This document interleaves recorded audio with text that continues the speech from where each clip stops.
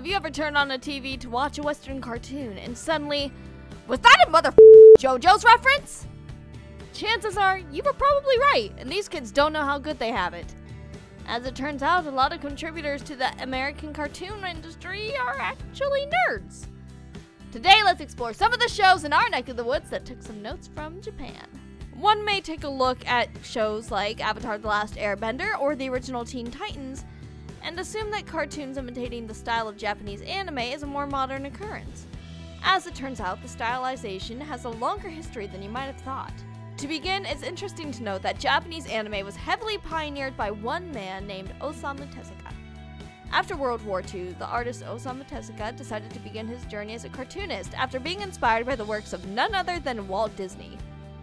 This motivated Tezuka to release his first work, Shin Takarajima, which was impressive to many. After the release of his ultimate work, Astro Boy, in 1962, Tezuka became regarded as the father of manga and anime. It was not long after this feat that anime found a place overseas. The first noted case of the American animation industry attempting to emulate anime actually occurred in the late 1960s. American company Videocraft collaborated with Toei Animation to create the King Kong show. The show debuted in 1966 on ABC. The King Kong show was a retelling of the classic monster story with a new and decidedly anime influence. The show styled its characters with abnormally large eyes and rounded features reminiscent of Toei Animation's earlier works Fujimaru of the Wind and Rainbow Sentai Robyn. Toei Animation specifically continued this trend of collaborating with American companies to produce cartoons. Toei Animation went on to animate the Transformers and Voltron cartoon series throughout the 1980s. These shows were nearly identical to Japanese mecha anime. American cartoons were very commonly outsourced to Japan during this time. Some shows made this more apparent than others. It wasn't until the 1990s that the US saw a surge of cartoons that took strong direction from Japanese anime, without Japanese animators being involved in any way. In 1998, Cartoon Network released the first Western magical girl series known as the Powerpuff Girls. Some might argue the Powerpuff Girls were technically the product of science. Here's my rebuttal. They fly and leave rainbow trails. This is magic. It isn't hard to see where the creators took some inspiration from anime. The Powerpuff Girls have eyes bigger than Kami-chama Karin. This series also debuted as a part of Cartoon Network's Toonami block, which was dedicated primarily to airing Japanese anime. Craig McCracken, creator of the Powerpuff Girls, admits as much to looking to anime as the inspiration for the Powerpuff Girls, primarily from Project Akko. The bright color scheme of the Powerpuff Girls resembled shoujo series, and the fight scenes played homage to the over-the-top action that only anime could provide. Not only animation was referenced in this series, however.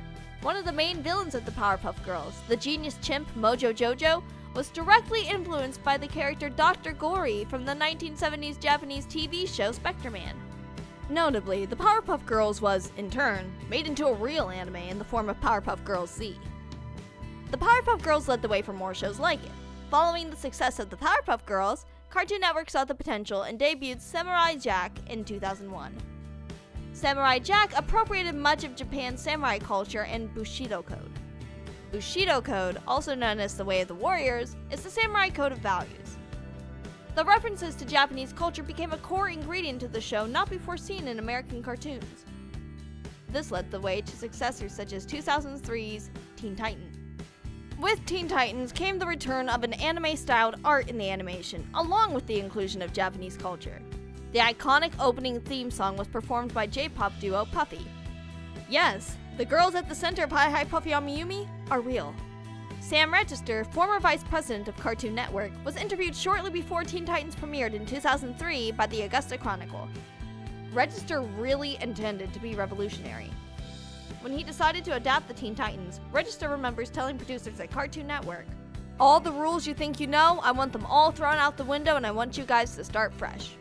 Register worked with Glenn Murakami, an award-winning Japanese-American animator who grew up influenced by anime. Murakami had previously worked on Batman Beyond and Justice League. With Murakami's assistance and familiarity of anime, Register sought to completely inject Teen Titans with anime style to flip the current cartoon format on its head.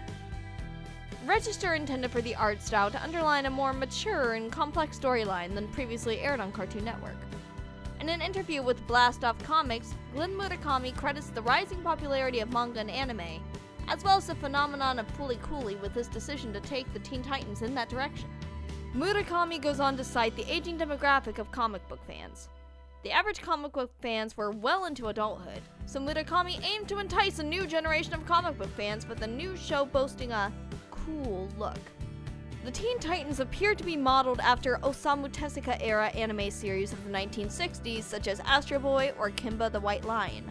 Teen Titans showcases flamboyant action sequences and anime-esque distortions and exaggerations of facial expressions when the situation calls for it.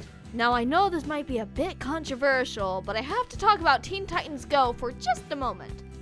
The Chibi-Fight spin-off series is reminiscent of a number of Japanese anime. A number of anime have received spin-offs, often in a slice-of-life format, in which the characters are designed to be much smaller and cuter. Examples of this include Haruhi-chan, Koro Sensei Quest, and Attack on Titan Junior High, to name just a few.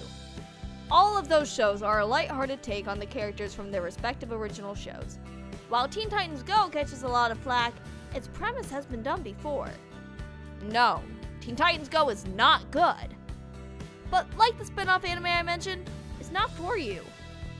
These Chibi-Fight shows are only based on their original series, and typically are developed with younger audiences in mind. However, like the original Teen Titans Go seems to have at least stuck to its Japan-centric roots. Nickelodeon also dabbled in incorporating anime into their original content. Avatar: The Last Airbender, which premiered in 2005, heavily borrowed from Eastern culture as well.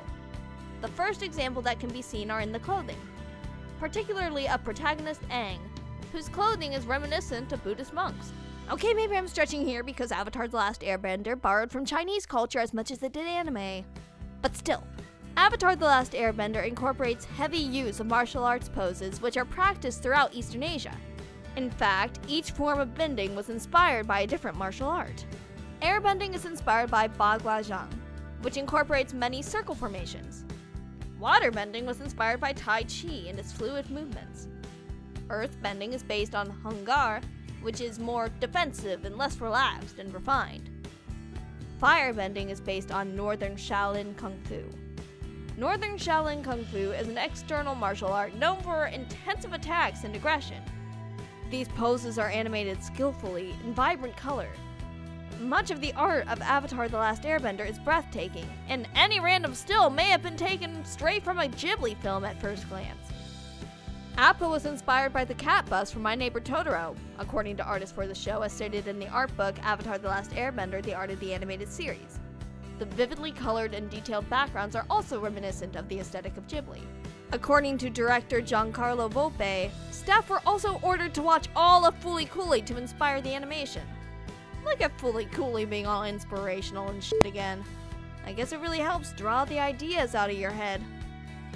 But America wasn't the only country to borrow from Japan in their animation throughout the early 2000s. France brought us the likes of Totally Spies and Code Lyoko. Totally Spies originally premiered on TF1 in France and on ABC Family in the US in 2001. This series followed three teenage spies, Sam, Clover, and Alex, as they go on missions. It's easy to see how this show may have been inspired by anime, and why I was obsessed with it as a kid. Code Lyoko was premiered in 2003 on France 3 network in France, and in 2004 on Cartoon Network. The series once again is stylized in anime fashion, but I will have to cite this as the first documented example of awful 3D in an anime. In 2004, Italy gave Winx Club to the world, premiering on Rai 2 in Italy. Winx Club premiered in 2005 on Cartoon Network, later being transferred to Nickelodeon in 2010. I consider this truly notable as the magical girl show with heroes most likely to enjoy pasta. Winx Club centered around an Earth-born fairy named Bloom and her friends as they make their way through their school of Althea, fighting evil along the way, Sailor Moon-esque transformation sequences and all. Winx Club was the first Italian cartoon ever sold to the US and received 2 separate English dubs. Winx Club was initially dubbed by 4Kids. Upon realization of this mistake, it was also dubbed by Rai. Now more than ever, as technology allows for a global community, we see modern cartoons expressing a love and paying homage to anime. From Steven Universe, which was heavily influenced by series such as Sailor Moon, Revolutionary Girl Utena, Dragon Ball, Gurren Lagann, Fooly Cooly, again, Evangelion, Studio Ghibli films, and even an odd Food Wars reference. To Star vs. the Forces of Evil, which was also inspired by Sailor Moon, Revolutionary Girl Utena, and Dragon Ball, as well as Magic Knight Rayearth and Unico, also by Osamu Tezuka.